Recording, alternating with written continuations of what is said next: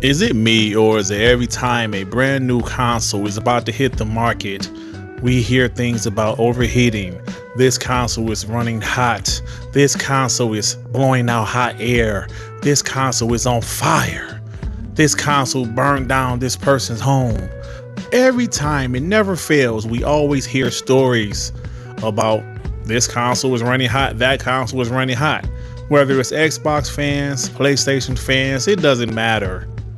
All of us do it. And earlier this year, I remember some Xbox guys saying the PS5 is going to run hot. Now we're hearing the Xbox Series X is running hot. If you guys haven't heard, Xbox sent out Xbox Series X's to some influencers, to guys in the media, to some journalists. And for the most part, these guys have been enjoying their Xbox Series X's, but a couple of the guys said, yeah, it runs hot. It blows out hot air. You can feel the heat coming from the console.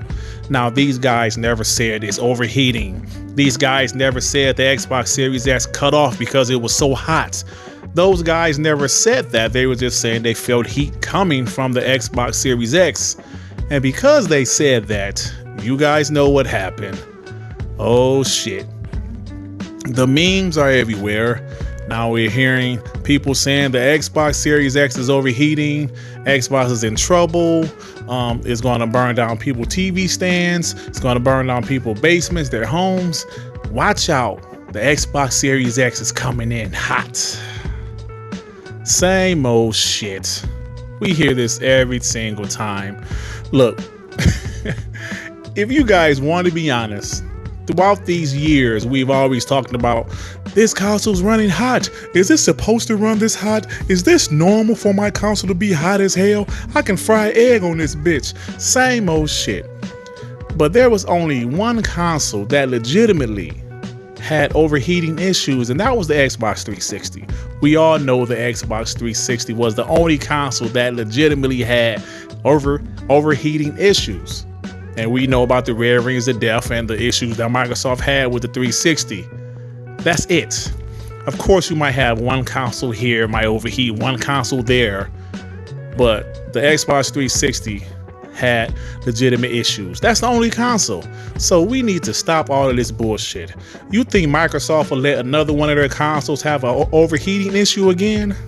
You think PlayStation would ever have an overheating issue? I mean, I know the PS5 is big as hell, but I don't think it's going to have an overheating issue. That's just my opinion.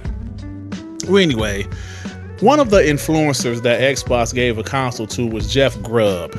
And Jeff Grubb had tweeted out something very interesting to me. He had quoted a YouTuber named SpawnWave, where Jeff Grubb said, "We know it's cooling effectively because hot air is coming out of it."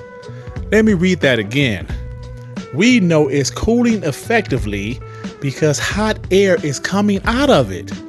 Now, boys and girls, I'm not a tech guy, but I'm smart enough to know when you have something as powerful as a PS5 or Xbox Series X, it needs that hot air to release somewhere. It needs vents, it needs fans.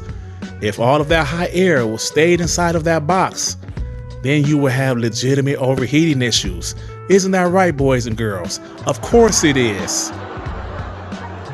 A console blowing out hot air is a good thing. It means the hot air is not being contained inside of the box. Duh. Well, anyway, before I get out of here, guys, I want to talk about the PS5 breakdown. Yes, the PlayStation 5, they broke it down today. They took it apart. And of course, Twitter was on fire because of that. PlayStation guys was talking mad shit.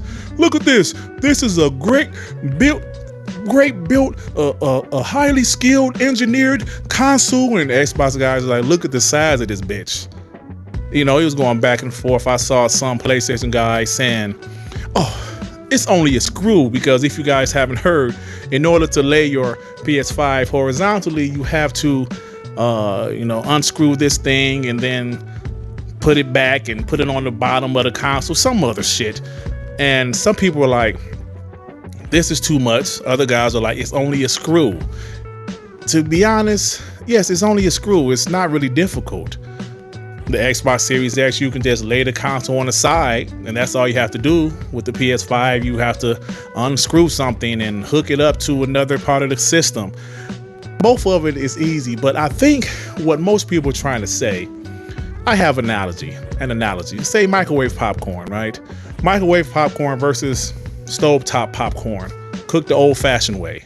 Yeah, microwave popcorn is easy. You take off the wrapper, you put it in the microwave, you press the popcorn button, and just wait for it to be done. As far as old-fashioned popping popcorn, you have to get a skillet, you have to get some butter, you have to pour the kernels in the skillet. You gotta make sure the skillet is hot before you pour the kernels in the skillet. Then you have to kind of shake it up a little bit, make sure it's good, then you gotta add the butter. And so my point is, yes, both of them are pretty easy, but at the same time, one is way more convenient and way more friendly, if you catch my drift.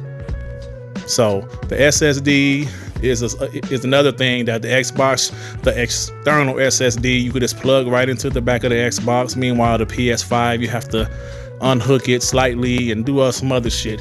Me personally, I don't care, but you know, it is something to think about with these next generation consoles. It seems the Xbox is making it a little bit easier and PS5 is making it a little bit more difficult, but it's not that difficult, but it is more of a challenge for people that don't want to open up their consoles, if you catch my drift.